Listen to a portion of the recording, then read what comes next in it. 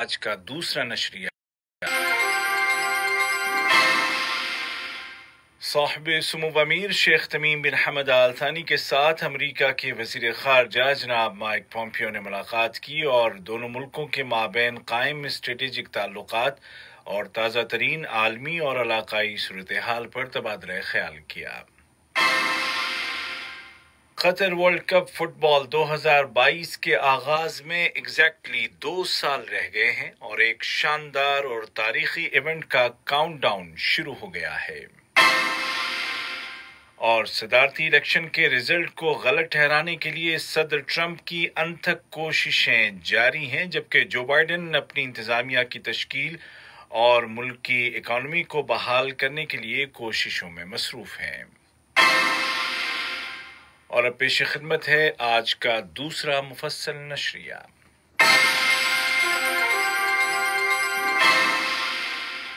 بسم اللہ الرحمن الرحیم۔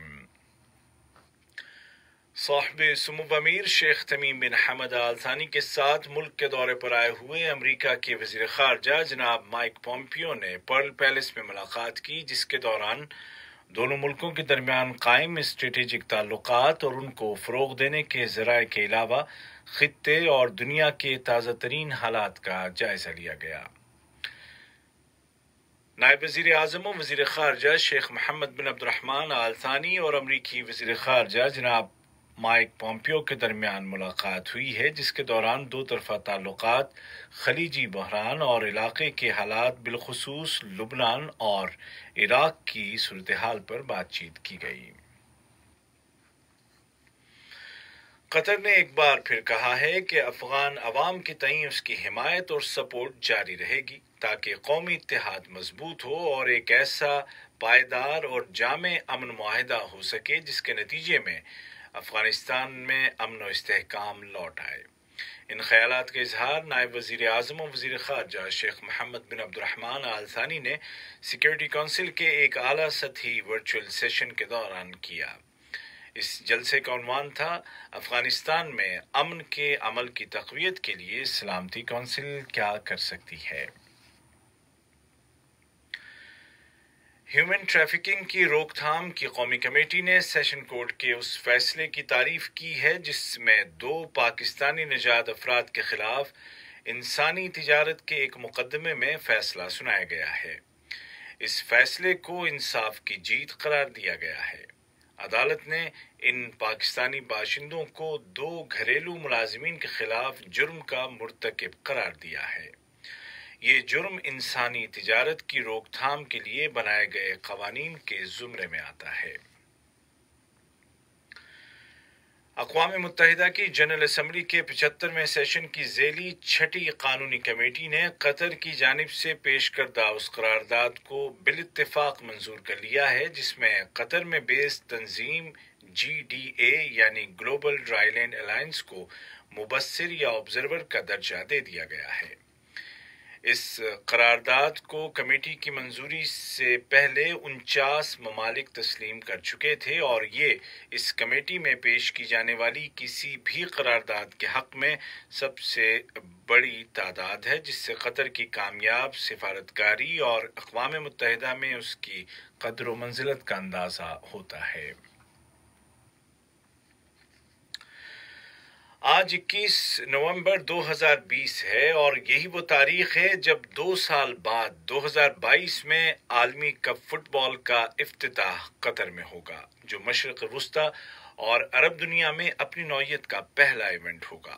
اس موقع پر منصوبوں اور ورثے کی سپریم کمیٹی کے جنرل سیکریٹری جناب حسن الزوادی نے کہا کہ قطر بڑے عالمی ایونٹ کی میزبانی کر کے اپنی صلاحیتیں منوا چکا ہے اور سن 2022 میں تاریخ کا شاندار ترین ورلڈ کپ پیش کرے گا۔ اب جبکہ ورلڈ کپ فٹ بال کو 2 سال رہ گئے ہیں، تمام تیاریاں اپنے ٹائم فریم کے مطابق آگے بڑھ رہی ہیں اور کاؤنٹ ڈاؤن شروع ہو چکا ہے۔ یہ ایک ایسا ایونٹ ہوگا جس کے اثرات پورے خطے میں محسوس کیے جائیں گے۔ سفارتکاری اور اسپورٹس کے ساتھ ساتھ صحت کے شعبے میں بھی قطر کی کامیابیاں عروج پر ہیں۔ वजारत सेहत ने ऐलान किया है कि कोरोना के मजीद 186 कन्फर्म्ड पेशेंट सेहतयाब हो गए हैं, जिसके बाद इस बीमारी से रिकवर होने वालों की तादाद 1,34,100 हो गई है। वजारत के बयान में मजीद कहा गया है कि गुज़िश्ता 24 घंटों के दौरान कोविड-19 के 174 नए मामले भी दर्ज किए गए हैं। दूसरी जानिब इस बीमारी की वैक्सीन की तैयारी के हवाले से भी मुस्बत इशारे मिल रहे हैं और तवक्को की जा रही है कि जल्द ही ये वैक्सीन मार्केट में दस्तयाब होगी और कतर उन अव्वलीन मुल्कों में है जिनको ये वैक्सीन फराहम की जाएगी। लेकिन इसका मतलब ये हरगिज नहीं है कि एहतियाती तदाबीर में किसी तरह की सुस्ती बरती जाए। ये खबरें आप उर्दू रेडियो कतर FM 107 से सुन रहे हैं। रूस ने इंटरनेशनल सिक्योरिटी काउंसिल में लीबिया में सरगर्म अल-कानियात नामी मुसल्लह ग्रुप पर पाबंदी का मुतालबा करने वाली एक करारदाद को नाकाम बना दिया है। इस ग्रुप का सरबराह मोहम्मद अल-कानी है और ये ग्रुप विफाकी लीबियाई हुकूमत के हरीफ रिटायर्ड जनरल हफ्तर का हामी है और इस पर तरहुना शहर में भयानक जराइम के इर्तिकाब का इल्जाम है, जिनमें दर्जनों अफराद का कत्ल शामिल है। दूसरी जानिब अक़वाम मुत्तहिदा ने मशरिक़ वुस्ता में अमन अमल के लिए उसके मौजूदा कोऑर्डिनेटर निकोलाई मिलादिनोव का नाम लीबिया में नए एलची के तौर पर पेश किया है। दरियासना इटली की वजारत खारजा ने लीबियाई फरीकों के दरमियान जारी मुज़ाकरात को बैरूनी और अंदरूनी मुदाखलतों से बचाने की अपील की है। अमेरिका के सदारती इलेक्शन में डेमोक्रेट उम्मीदवार जो बाइडेन की कामयाबी के ऐलान को आज 2 हफ्ते मुकम्मल हो गए हैं, लेकिन सदर ट्रंप अब भी इंतखाबी नताइज को गलत साबित करने के लिए अनथक कोशिशें कर रहे हैं।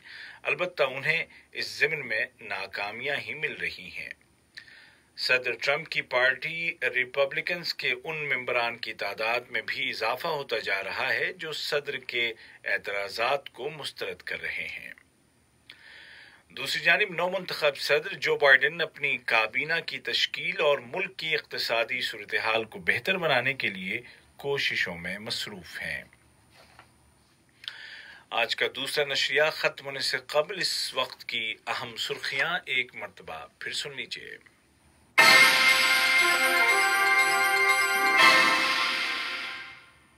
साहिब सुमुब अमीर शेख तमीम बिन हमद आल थानी के साथ अमेरिका के वजीर खारजा जनाब माइक पॉम्पियो ने मुलाकात की और दोनों मुल्कों के माबैन कायम स्ट्रेटेजिक ताल्लुकात और ताज़ा तरीन आलमी और इलाकाई सूरत हाल पर तबादला ख्याल किया।